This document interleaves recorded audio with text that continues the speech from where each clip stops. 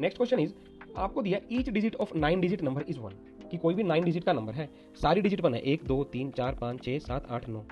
It is multiplied by it self, इसको खुद से ही मल्टीप्लाई कर दिया। ठीक है, केबीसी में भी आया था एक बार ये क्वेश्चन, बहुत ही बंदे ने लूज कर दिया था, आंसर गलत बता दिया था केबीसी में। What is the sum of the resulting digits, मुझे बताना है सम क्या रहेगा रिजल्टिंग डिजिट्स का,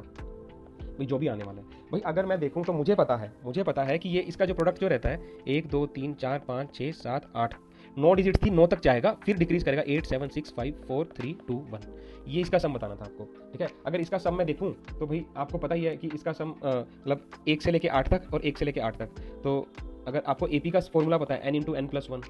ठीक है, बाई 2, तो 8 तक टर्म थी, 8 इंटू 8 प्लस 1 क्या होता है 9 बाई 2, तो 2 2 1 2 2 4, 36 इसका रहने वाला है सम, 36 का रहने वाला है, 36 का रहने वाला है, और 9 ये है ऐड, तो 36 और 36 72 प्लस 9 कितना हो जाएगा,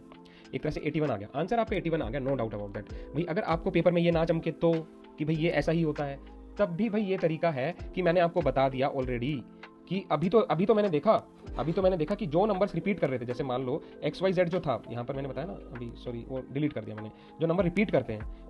करते हैं, जैसे मान लो ये 1 1 1 था, 1 1 1 था, ये 1 1 1 था, ये 1 1 1 था, ये किससे डिवाइड हो रहा है आपका, अगर मैं देखूंगा तो 7 11 और 13, एक वो प्रॉपर्टी बताई थी, इससे तो हो नहीं रहा। अगर मैं देखूं, देखो एक होता है 9 का फैक्टर, 9 क्या होता है, 9 तभी किसी नंबर से डिविजिबल होता है। सपोज करो मैं आपको देता हूं 45 नंबर देता हूं, या फिर मैं आपको बोलता हूं कि 51, या फिर मैं आपको बोलता हूं कि 52 54, जहां पर भी सम ऑफ डिजिट 9 से डिविजिबल है, 5 प्लस 4 क्या है 9 9 9 से डिविजिबल है, 4 प्लस 5 क्या है 9 9 9 से डिविजिबल है, 5 प्लस 2 क्या है 7 7 9 से डिविजिबल है, नहीं है। तो जब इसका डिजिट का सम ही 9 है, इसका डिजिट का सम 9 है, तो ऐसा फैक्टर देखो, क्योंकि ये जब 9 से डिविजिबल है, ये 9 से डिविजिबल है, ये 9 से डिविजिबल है, तो आपका आउटकम भी क्या रहने वाला है। भाई मैं अगर मान लो a इंटू बी, ए भी 9 से डिविजिबल है, बी भी 9 से डिविजिबल है, तो इसका जो आउटकम आएगा वो सी भी तो 9 से डिविजिबल होगा ना, तो ये भी आपका 9 से डिविजिबल रहने वाला है। तो ऐसी संख्या देख लो जो 9 का फैक्टर बना रही हो, 9 9 81, यानी कि 81 ही ऐसा फैक्टर रहेगा जो कि 9 से डिविजिबल होने वाला है। तो आप उससे भी कर सकते थे 81 को देख के कि भाई मल्टीपल ऑफ 9 क्या होगा, ठीक है, तो आप उससे भी बता सकते थे कि ऐसा जो सम जो है उसका, क्योंकि 91 रहने वाला है, इसका सम जो